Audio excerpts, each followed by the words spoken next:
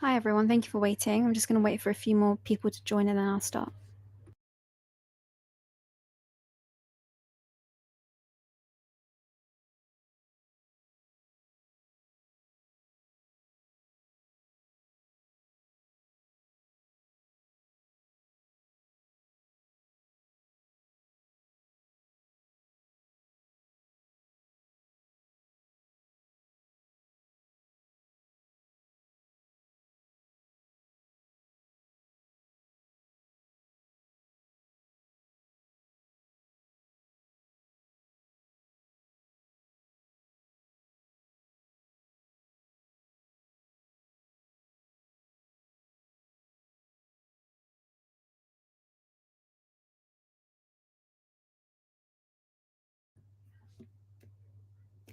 Okay, I think we'll start now.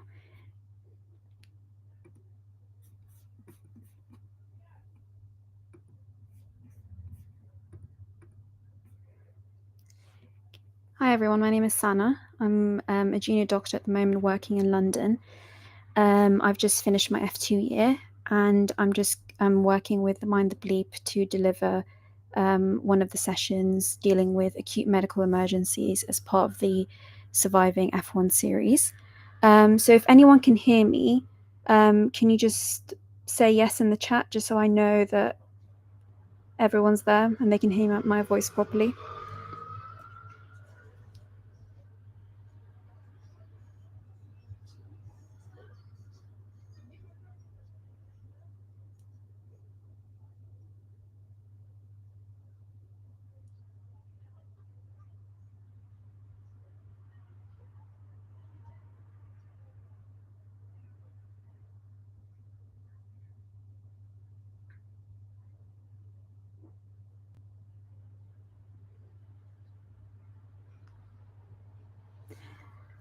Okay, great.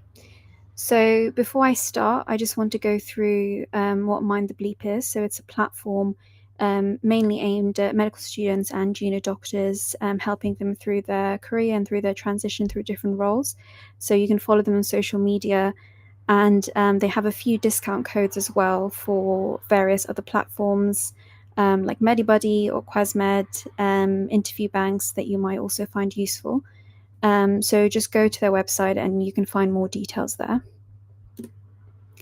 So this is Surviving the F1 series, Acute Medical Emergencies. My name is Sana, and for those of you who just joined, I'm a junior doctor at the moment, just finished my F2 year in London. So at the moment, I understand that you've just transitioned to your F1 role and if you've been working as an F1 for a few weeks. Hopefully you haven't found it too daunting. And for those of you who are doing sort of medical jobs and you're doing on-calls and you're doing sort of more hands-off stuff, you might have already dealt with a lot of different medical emergencies already. But there might be a lot of you who haven't had the opportunity yet, or you're doing community placements where you don't really see a lot of, where you don't do a lot of on-calls and you don't see a lot of emergencies. So as junior doctors, particularly at your grade, you're usually the first person of contact for unwell patients. So the nurses, if you're working on the ward, nurses usually bleep you, you or the F2. If you're an ED, you'll be sort of seeing undifferentiated patients for the first time. So it can be quite daunting and it can be quite worrying for a lot of people. But I think the reason, for me at least, that I was really worried when I first started is that I thought sort of the entire responsibility of the patient landed with me and I had to do everything and I had to figure out exactly what was going wrong with the patient within like 5-10 minutes of seeing them. And that's not really the point of, and that's not really sort of what they expect from you as sort of F1s or future F2s. The point is basically what they want from you essentially is that you identify emergencies and that you're able to perform a very basic assessment. So a very basic A to E, you can do that and you can initiate very basic treatment, and that you're aware of when to escalate to a senior. So essentially you're aware of the major sort of red flags, you're aware what conditions are sort of medical emergencies, and you're aware of what an acutely unwell patient looks like. And you're also expected to continue reassess a patient. So you can't just abandon a patient and go do something else. You need to reassess them, you need to escalate, and you need to get other people involved as well. So as long as you're doing these things, you're doing a pretty good job. In terms of resources, you might be familiar with a lot of them already. Things like, the BNF, MD Calc. There are a lot of different apps that people use. I think these are sort of the main ones that would be quite useful. Obviously, BNF for and BNFC, MD Calc for sort of any calculations that you need. ELS Medical, it used to be everyone used Microguide. But I think, at least for most trusts, they're not using Microguide anymore, and they're using ELS, or I don't know if that's how you pronounce it. But that's where you can find sort of the guidelines for your particular trust. Not all of them, but most of them would be on there, especially the micro ones. So there's an app for that, and you can download it. Acrorex also used to be called Induction, so that's basically just an app where you can find everyone's phone number, bleeps, and extensions. You don't need to go through a switchboard every time, so definitely download that as well. iResus is just very useful for sort of emergency resus situations. And there's also an NHS blood components app that I never actually used myself, but I did download it at some point. It can be quite useful for transfusions, just for extra information. But usually most information you can find on the trust intranet. So just make sure you know where sort of the major things are, where the antibiotic guidelines are, where the anaphylaxis guidelines are, where everything basically is. But these are sort of the main apps that you can use if you as an F1. So again, like I said before, all you're expected to do really is to do an AT assessment, escalate early, don't just leave the patient forever, be able to communicate with the nursing staff, delegate tasks when appropriate, and update family members, initiate basic treatment, know when to look at trust guidelines, and just review the patient notes before senior comes.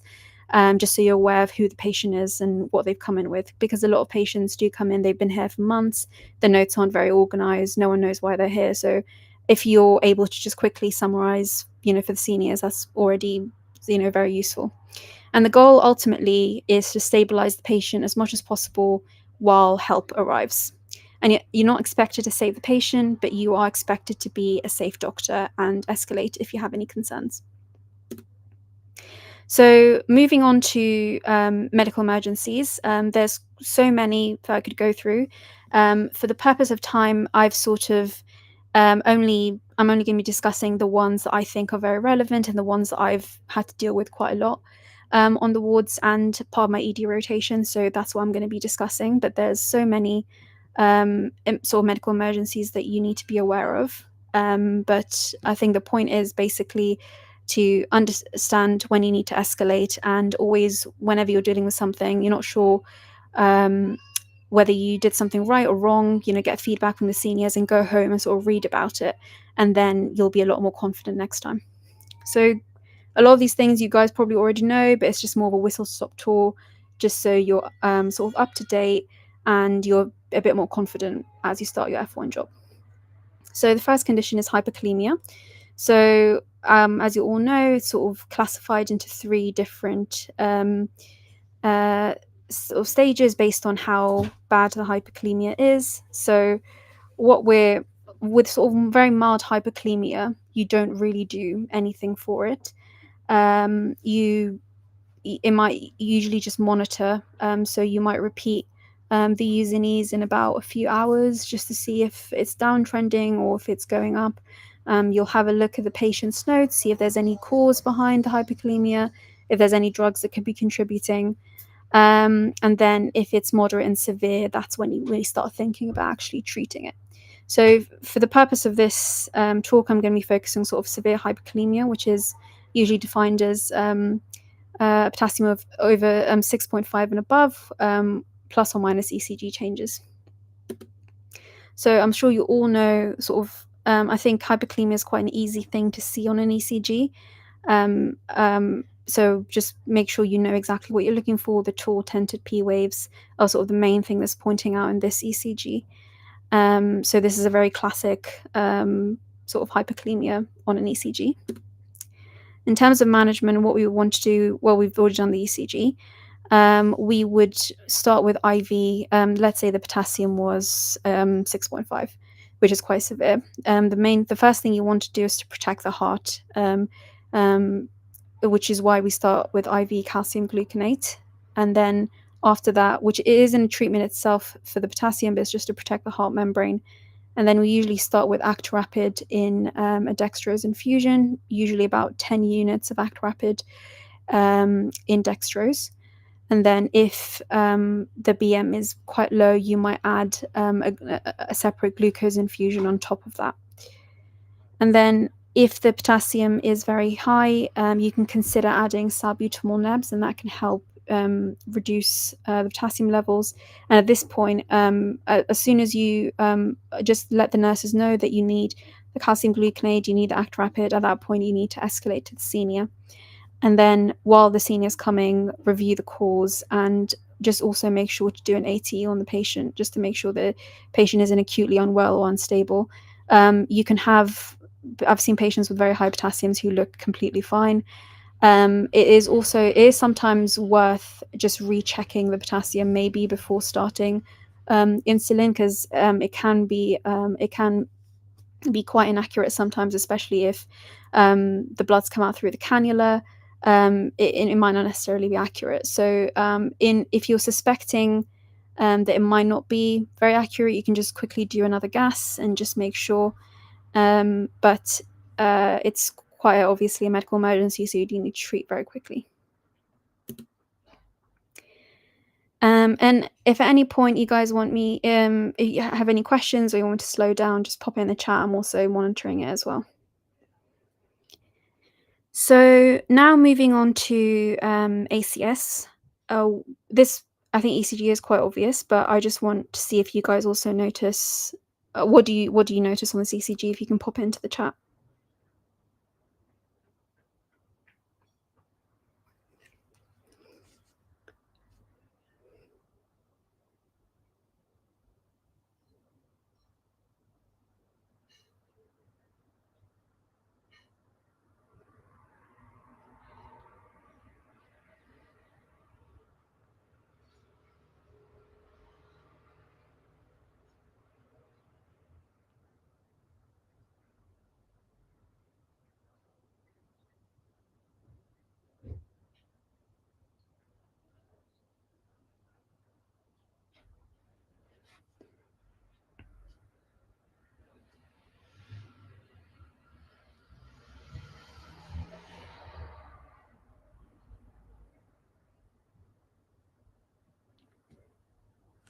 Yep. So ST elevation. That's the main thing. Is there anything else that you can notice on this ECG?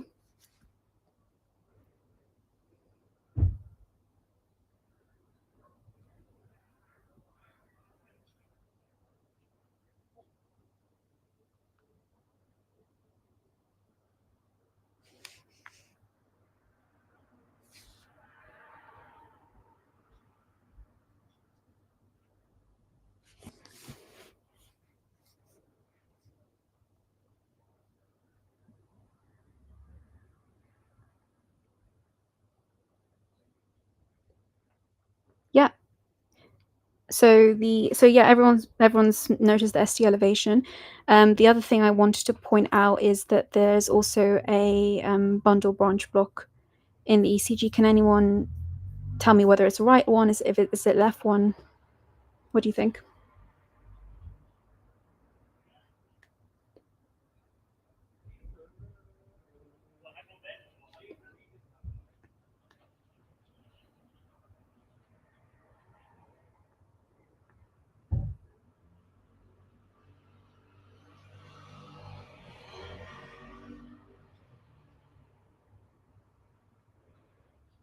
Okay, someone said left.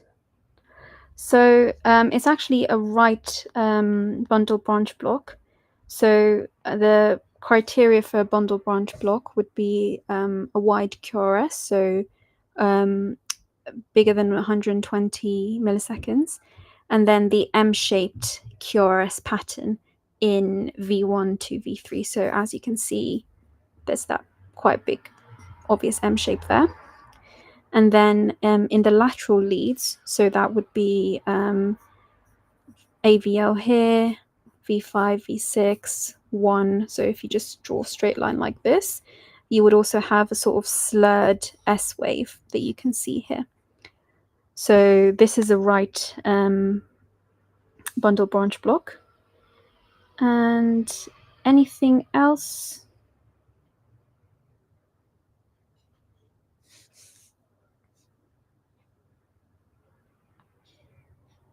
So again, it is another kind of bundle branch, like a branch block, but I don't think you guys would have covered it, but I mean, you don't need to know it really, but I just wanted to mention it just for the sake of this ECG that's already here. So there's something called left anterior fascicular block. So you have, so sort of in the left anterior fascicular block, the impulses are conducted to the left ventricle via the posterior fascicle. Just to sort of briefly show what that would, and then if there's a block there, what that would look like is that there's usually a left axis deviation, which you can see here. Small QRS complexes here, small Qs that lead to big Rs over here, and then small R waves that lead to big S waves that you can see here. So again, don't need to really know that at all, but I just want to point that out. The one thing you do need to know, obviously, is ST elevation that you can see here is quite pronounced, and the right bundle branch block. So when you have those two blocks, the right bundle branch and the left anterior fascicular block, that's called a bifascicular block. So even a bifascicular block on its own, if it's a new one, that could be a sign that this is actually an ACS event, even if there is no ST elevation. That's a bit complex, but it's just one thing to note that there are other sort of ECG patterns that can indicate that there's a severe occlusion going on, even though it might not necessarily be an ST elevation or an NSTEMI or something like that.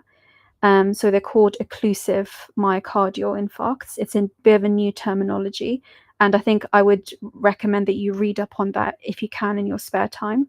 So before, we used to speak about ACS events in terms of sort of STEMIs, NSTEMIs, unstable angina, and now we're slowly starting to bring in new terminology, occlusive MIs versus non-occlusive MIs.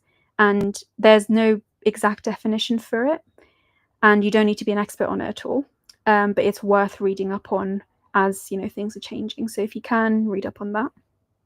So for this ECG, ST elevation, bifascicular block, and this patient had almost complete left anterior descending LAD occlusion. So how you would manage this is quite sort of simple, at least, the initial part that you would do is quite simple. If the patient is hypoxic, you would give them oxygen. No need to give them oxygen at all. If they're not, it can actually be quite, it's not necessarily a very good thing to give patients oxygen if they don't need it.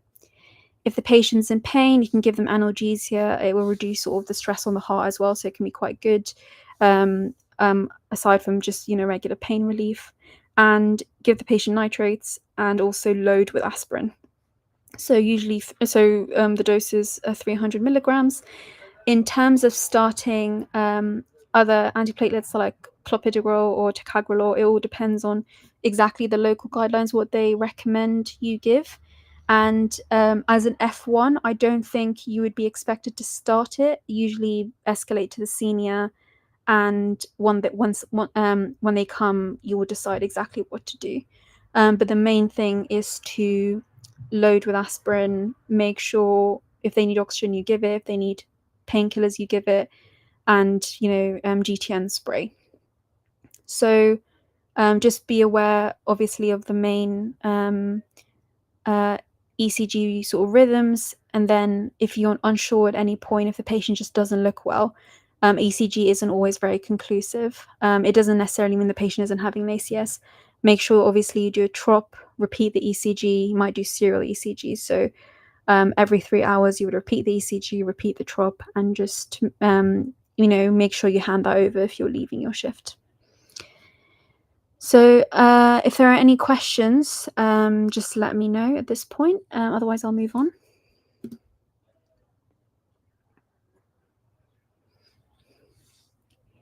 So moving on to arrhythmias. So again, another medical emergency that you need to be aware of. This is obviously a very, it's sort of very obvious that there's something wrong going on here. So can someone tell me what this, can you just describe this ECG pattern for me?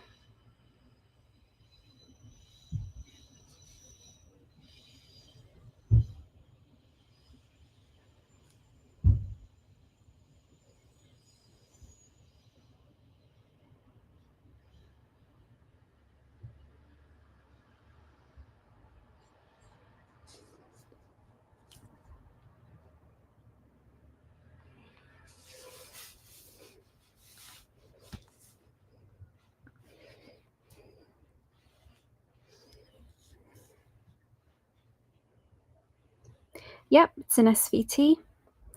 And is it regular, irregular, narrow, broad? How would you describe this?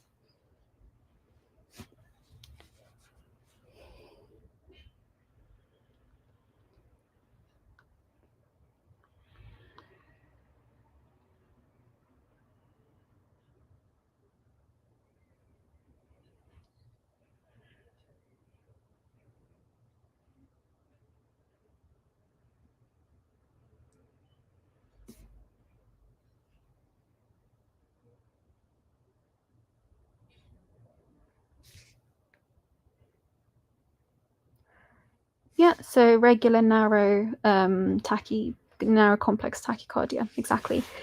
So let's say this patient, let's say you've been bleeped by one of the nurses. This patient is blood pressure's 80, heart rate's 110.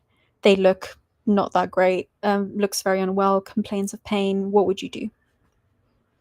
Well, you go see the patient, and what would you want to do?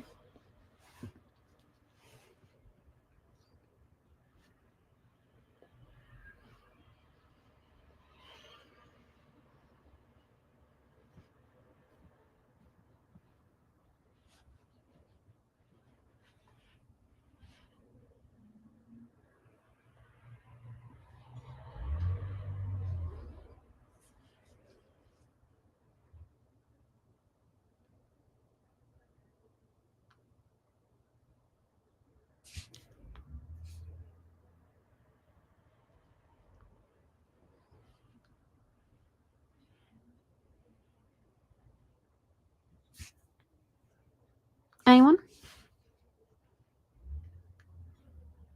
So the patient's obviously in shock. Yeah. So in an unstable patient, you would start with sort of cardioversion. So unstable basically means if the patient's in shock, if there's any syncope, any suspicion of MI or very severe heart failure, if they're just not doing that great, basically, you would give synchronized DC shocks. So up to 3 attempts. Yeah, you'll also do a very quick A to E. But if the patient's not doing very well, the ECG's, showing this pattern, um, just go straight for the shocks.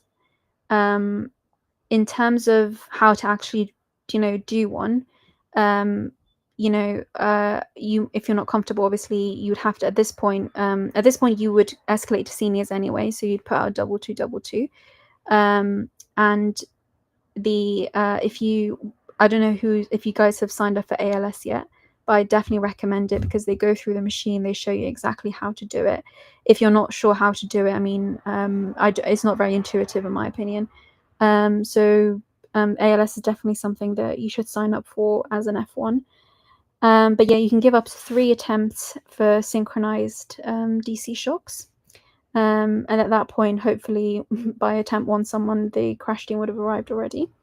If the patient's stable, you'll start with sort of vagal maneuvers like Valsalva. If that doesn't work, you would give them adenosine. The first dose would be 6 milligrams. If that does nothing, 12, and then if that does nothing, 18.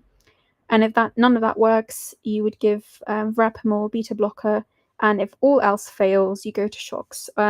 You would not be doing all of this yourself, obviously.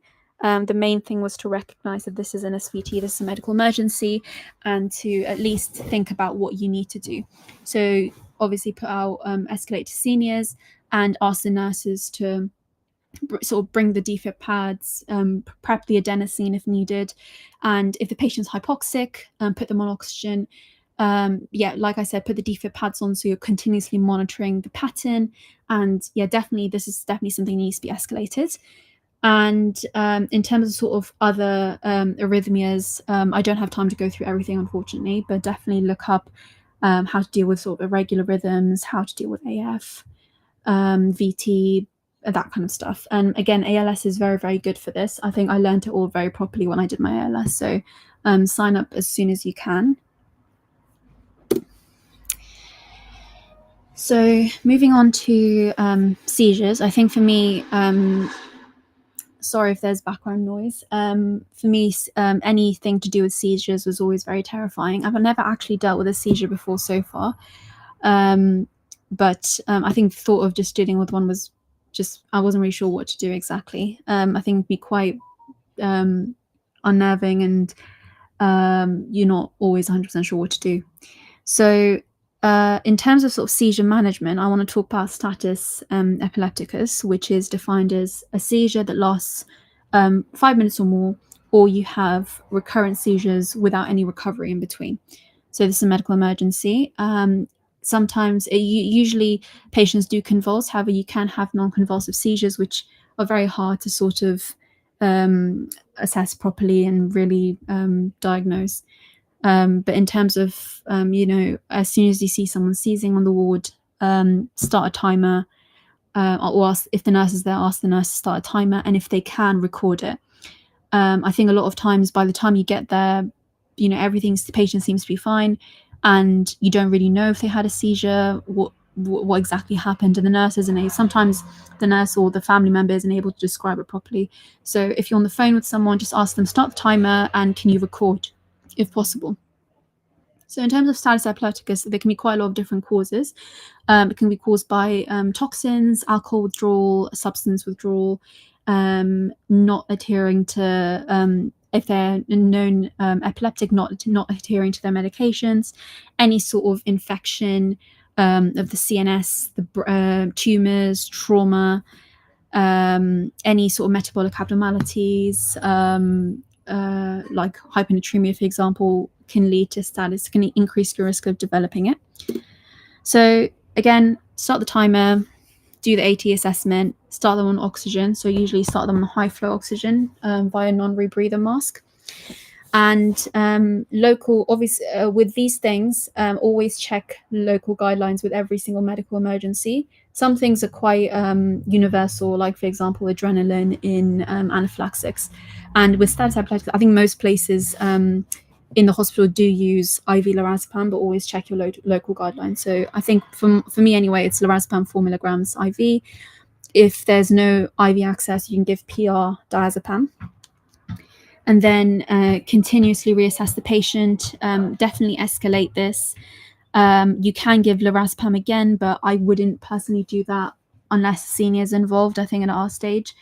And once the patient's settled, you'd like to investigate the cause. So is this infection related? Is this trauma? Exactly what's going on. And a lot of times, what you'll notice, what other people have told me, is by the time they've done the ATE, it doesn't take 5 minutes to do it. Like when you're used to doing ATE, it doesn't take that long. By the time they've seen the patient, like a minute, the seizure's already terminated. And they've got everything ready, the lorazepam, everything's sorted, but they don't really need it. In these sort of patients, you still need to monitor them for further seizures. So you need to make the nurses aware that this is a high-risk patient and they need to be monitored. So moving on to hypoglycemia. So a good example of a medical emergency in this case would be DKA. So this is usually caused by infection. So patients, non-diabetics who come into hospital, again, they get sepsis, they're high risk of developing a DKA. But it can be also caused by patients who are just not adhering to their meds, MI, stroke, pancreatitis, stress, or usually it's a new diagnosis of diabetes in younger patients. So they come in with sort of the classic abdo pain and that you're suspecting sort of DKA.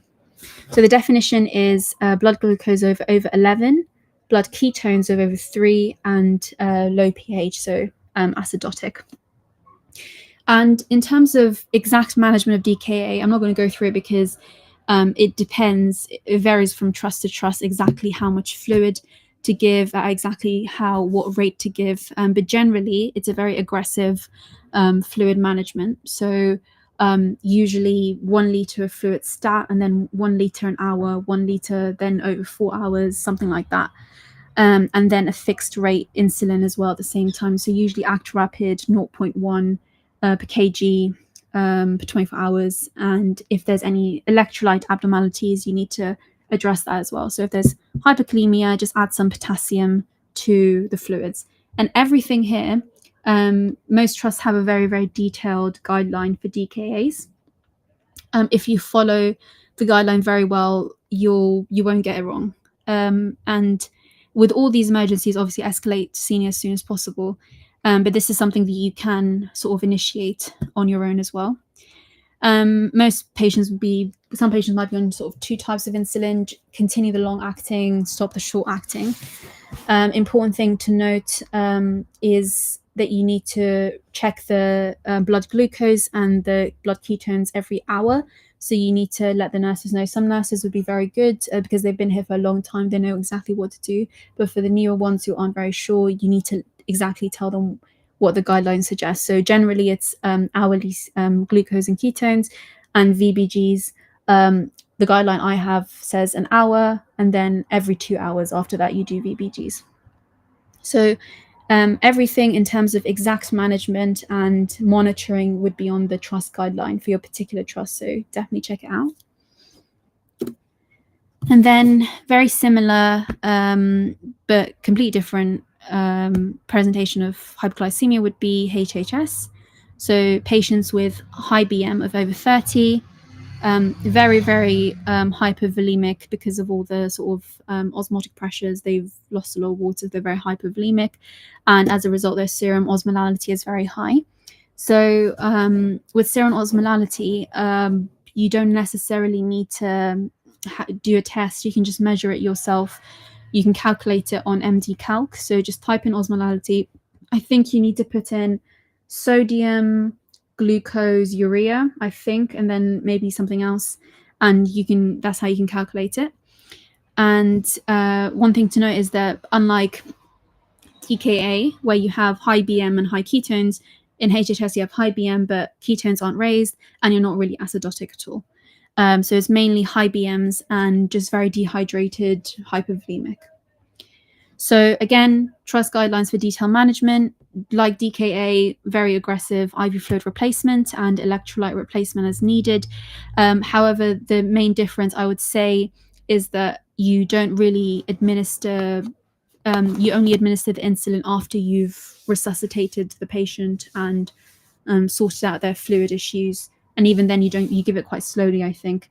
It all depends on trust to trust, and you would definitely get advice from a senior at this point. Any questions on DK and HHS before I move on?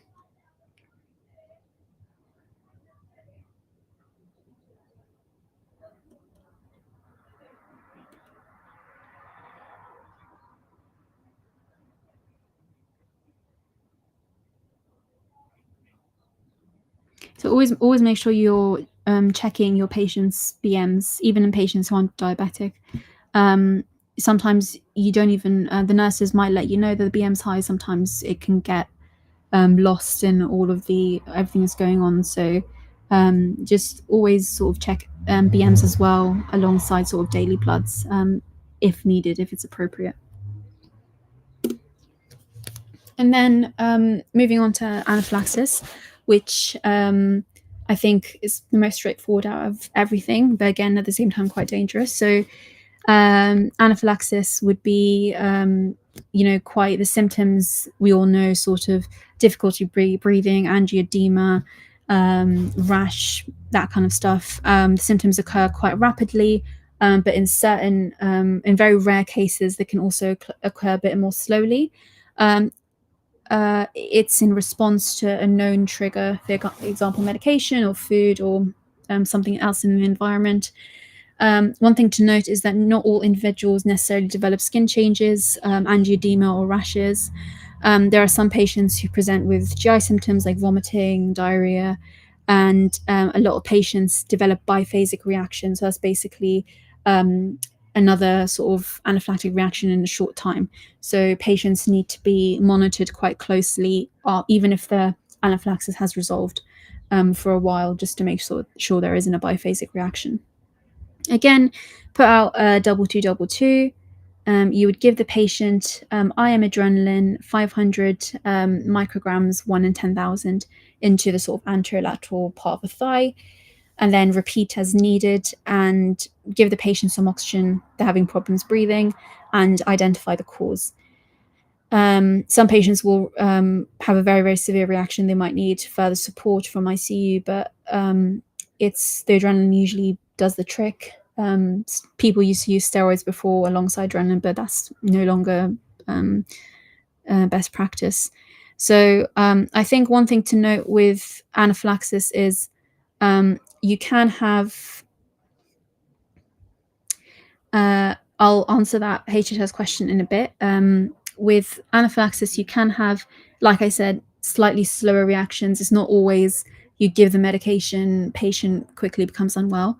I had a patient who I was on a night shift, and one of the nurses called me about a patient who's developed a new rash, and they asked me to prescribe some IV Piriton because apparently he sometimes gets rashes at home. And, at night shifts, you're always quite tired. So I was just like, oh my God, I can't believe I have to do this now when I'm so busy. But then I just thought, it just seems a bit weird that he's just developed this big rash all of a sudden, no obvious cause.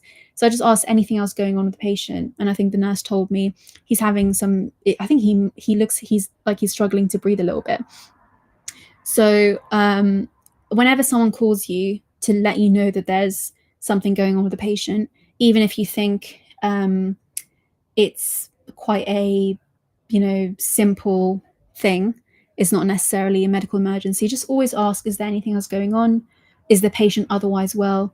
Maybe if you're worried, you can just quickly have a look at their SATs on their on EPR, whatever it is you use, just to make sure everything else is okay. Don't just dismiss things, because a lot of people are also new, a lot of nurses are new, just like you're new, and they might not necessarily know worrying signs and symptoms if it's not a very obvious strong reaction. So yes, Susanna, so you said again, it's very similar to DKA, very fast replacement. It just depends on trust guidelines. I can't remember my guidelines because I don't think I treated a patient with HHS before.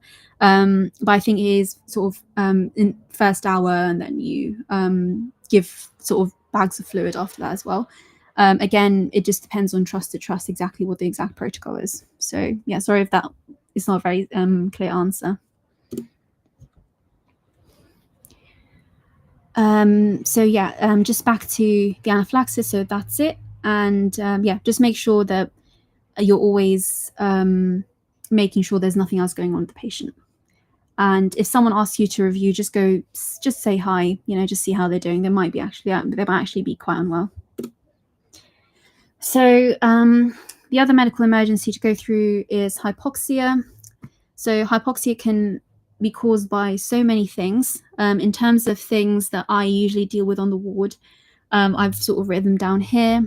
First thing, hyperventilation. So this in ED, when I worked, this was quite a common thing. Patients come in with overdoses, opiate or benzos, head injuries.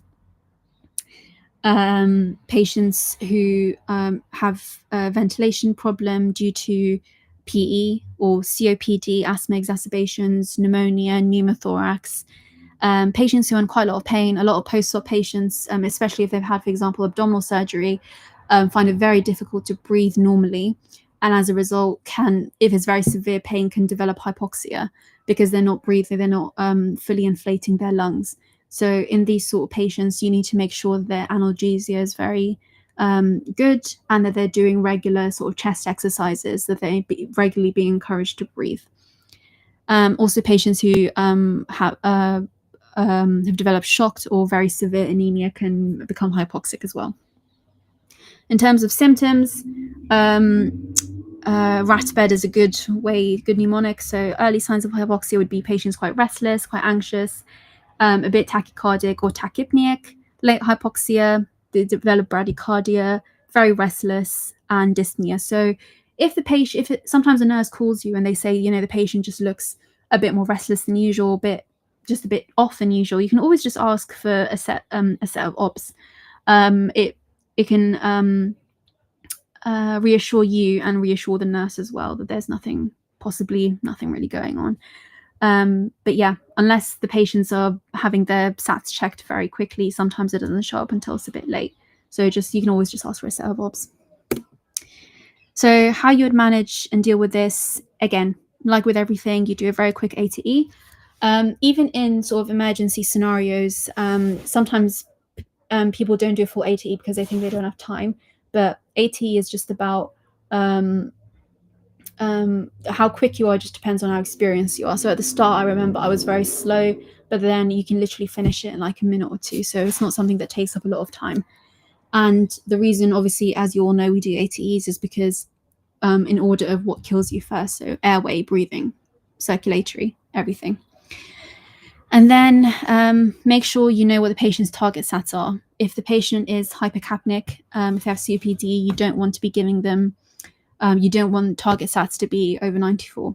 But then again, not all patients with COPD are hypercapnic. So you can have a patient with COPD, but their target SATs don't have to be 88 to 92. So it can be quite difficult to determine what that is if the target SATs haven't already been written for a patient. Let's say you've been bleeped to see a patient, don't know anything about them, all you know is they have COPD. What do you do? And the target SATs aren't there, you don't have a gas, what do you do? The first thing you do if they're hypoxic is you just give them oxygen, because even though it can cause, obviously, if the target SATs aren't in range, if oxygen isn't in range, it can cause problems later on. It can cause respiratory failure, but hypoxia is what will kill the patient first before all of this.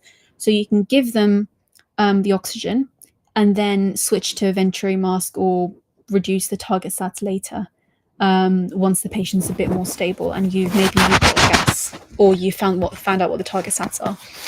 So yeah, if the patient isn't retaining bicarbonate, there's no need to keep them on 88 to 92 target saturation, even if they have COPD.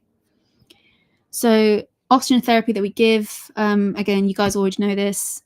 Basic thing is nasal cannula, then just face mask, non-rebreathe, venturi, and all of these have their own flow rates. So nasal cannula, 1 to 4 liters max you can give, and their own FiO2 concentration, that the max amount that you can give. So you can just Google this if you're not 100% sure when you're seeing a patient, if you've forgotten, and then you'll pick it up very quickly. In terms of venturis, the only thing I just want to mention is the reason we use a COPD is it delivers a constant FiO2, so we know exactly what we're giving. We can make sure the target SATs are in range, and each color gives you a different FiO2 and a different flow rate. Don't need to memorize it. It's already on the mask itself, so you can see it very, very easily. So again, first thing you do, just give oxygen, and then you think about other investigations. And if it's not improving at all, you don't necessarily need to escalate to senior the second a patient is hypoxic. But it depends on what else is going on. So, for example, if their GCS is low, for example, 8 is a good cutoff, but even bit high, even 10. I mean, if a patient has just dropped down from 15 to 10 for no reason, it's quite worrying. If there's no improvement, despite moving on from nasal cannula to face mask to non-rebreathe mask, if there's no improvement, you'd escalate to senior.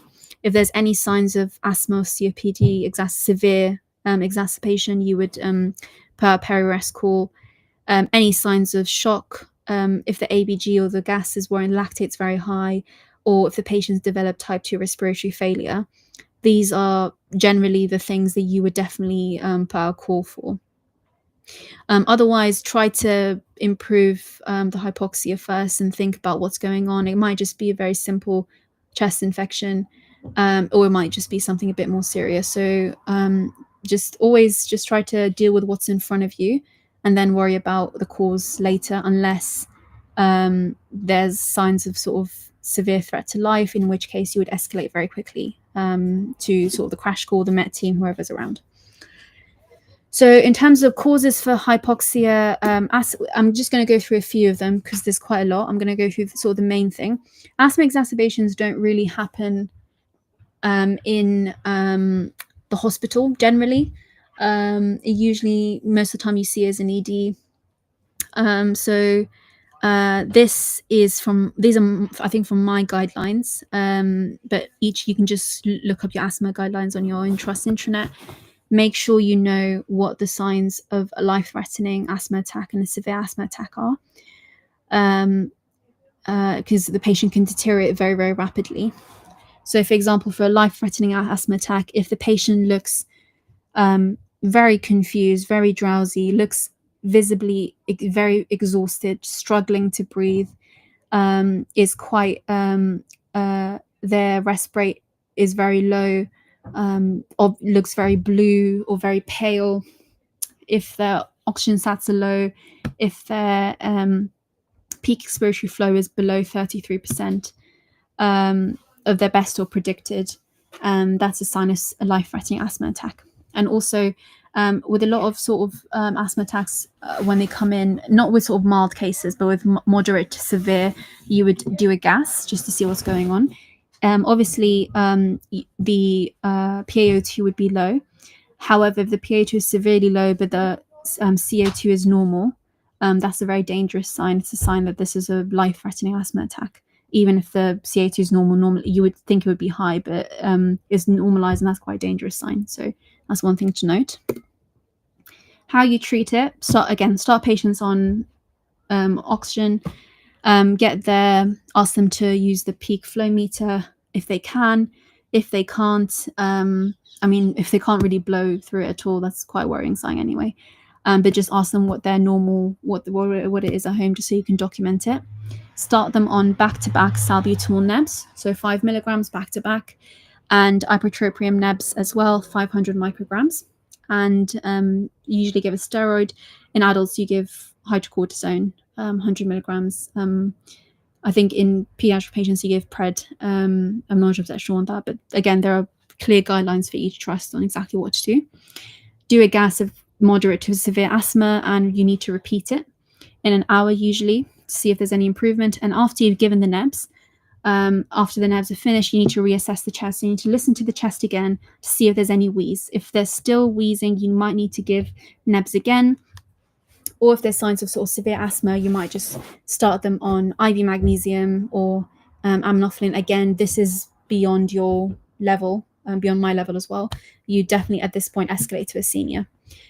So if it's just a mild to slightly moderate asthma attack, you can just give the nebs, give the steroids. Obviously, if you're on ED, you just let your reg know. Usually you discuss everything with a reg before you start treatment. But if there's signs of life-threatening asthma, severe asthma, you need to escalate that ASAP. Another thing that can cause hypoxia would be pulmonary edema. So pulmonary edema usually presents hypoxia, difficulty breathing, tachypnea, orthopnea. Patients, when you listen to the chest, usually it's quite, you can hear crackles bibasally, or just both sides in general. And it's quite obvious on an x-ray. If you're suspecting pulmonary edema, start the patient on oxygen, because that's the main thing. Hypoxia is and aim for target sats. Review their medications to see exactly what they're on at the moment. Are they on a diuretic? Are they on fluids? What are they on exactly? What's the cause for the edema? So the edema can be caused by a lot of things. Most of the time, especially in elderly patients, it's caused by acute heart failure. It can also be caused by sepsis, ARDS, or just fluid overload, especially with elderly patients who already have some degree of heart failure. Sometimes they're put on fluids and no one reviews them, and they end up developing flash pulmonary edema. And I remember I had this one patient who, over the weekend, I had to see one of the surgical patients I didn't know about before, not one of my patients normally, and the med reg was quite sure she was going to die just because of the severity of the pulmonary edema she had. The fluids over the weekend hadn't been reviewed, and she was just way too overloaded. So I think a lot of times we just think saline is nothing. It's just water and salt, but it's a drug, and you need to monitor it very closely. Don't give patients things that they don't need. So in terms of medications, main thing is IV diuretics. In most places, furosemide, can be metonide, but mostly furosemide. It depends. The amount of furosemide you give depends on how severe the edema is and whether the patient has other problems like renal failure. Most of the time, it's safe to start with 40, but if the edema is very severe, you would definitely escalate to a senior because 40 doesn't really do a lot, to be honest. But you have patients who have renal impairment and they have edema. Their diuretic needs to be managed quite closely. Can't be too high, otherwise it ruins the kidneys. But again, can't be too low because it won't do anything for the chest. So there are a lot of patients who start on 240 milligrams of furosemide, which is quite high. Need a chest x-ray at some point, ideally a portable one just to confirm exactly what's going on. And if they're on fluids, stop the fluids. Make sure you're doing close input output monitoring. So if they have a catheter, possibly put a catheter in because otherwise it's not very accurate. And then finally PE. So again, PE can be presenting with sort of again hypoxia, tachypnea, and tachycardia, chest pain. Sometimes doesn't really there's no presentation otherwise apart from the hypoxia. It's not always very easy to diagnose. Obviously, some patients are more at risk than others, especially those who are post-op in the context of a hospital setting. Start them on oxygen therapy, calculate their Wells score, figure out exactly what their risk is. Most radiology departments require you to do a chest X-ray before they approve the CTPA, unless it's very, very textbook PE, just to make sure there isn't anything else going on like a pneumothorax that has been diagnosed. And if the CTPA is not suitable because the patient can't tolerate contrast or any other reason, VQ scan, but I've never ordered one. I think it's quite difficult. You have to go through nuclear medicine, and not every hospital I think offers VQ scans. I don't think I've ever seen one done, to be honest. And you treat them generally. Treatment dose clexane. Check your trust guidelines exactly what dose to give for what weight. I think most places are clexane as far as I'm aware. Most patients would already be on prophylactic clexane. If they've already had their dose of prophylactic clexane for the day, obviously don't give them the full treatment dose, just deduct the prophylactic dose and give them the rest of it. So just don't give patients too much. Patients who are early post-op are obviously high risk of bleeds, so don't just start someone on a massive dose of clexane. Talk with the surgical team. Patients who are pregnant, renal impairments, they might need something else other than clexane. And if there's any signs, very severe, massive PEs can cause right ventricular strain. And if you're suspecting that, you could do a bedside echo. But again, that's also difficult to organize because, well, you need someone who's trained. Generally, the cardiology fellows can do one. But if there isn't a sign of a severe PE, it's quite difficult to get them to come. But if the patient is unstable, they would definitely benefit from one. And finally, almost finished, is an upper GI bleed.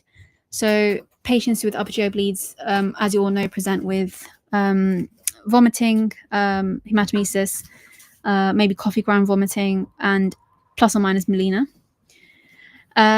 Sometimes it's very obvious they're sort of vomiting blood right in front of you. Other times they've just come in with one episode of suspected hematemesis. You can't confirm whether it actually was one or not. And no one ever takes photos of anything. So if you're suspecting it, always do a PR exam to see if there's any melena. Send a set of bloods. Obviously, you'd look at the HB to see if there's a HB drop. Urea is also very important. If there's been a big upper GI bleed or any sort of bleeding, urea would be high because the blood's been sort of broken down. Do an AT assessment, make sure the patient's not unstable. If they are unstable, you need to resuscitate them. So this would be, if HB is low, you'd give them a transfusion and IV fluids as well. With the bloods, always make sure you send 2 grouping screens in case they need the transfusion, and also a gas just to make sure there isn't lactate isn't high, anything else, so it can give you an indication of what's going on. A very useful tool to just do, especially, well, usually the most of the time you see these patients are in ED, is to do the Glasgow-Blatchford score on MD Calc. And this basically predicts whether or not this patient needs intervention, endoscopy, whatever. And if it's high, obviously, it just sort of strengthens your case, basically. With upper GI bleeds, if it's not, it's always just difficult to confirm whether it actually is a bleed or if it's just something else. You've had patients come in who've just vomited soup. So discuss it with the med reg. And if the upper GI, this is usually a medical problem, you send the patient off to endoscopy once they're stable.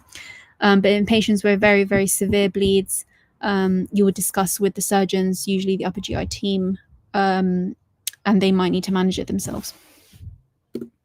So that's the end of the talk. I obviously didn't go through every single emergency. I tried to sort of summarize the major ones that I've dealt with in the last 2 years. There will be a lot of other different ones. There are a lot of videos on YouTube on other other types of medical emergencies, and definitely check that out. And anything that happens on the ward with any patient, just read up on it when you go home, and you'll become a lot more confident.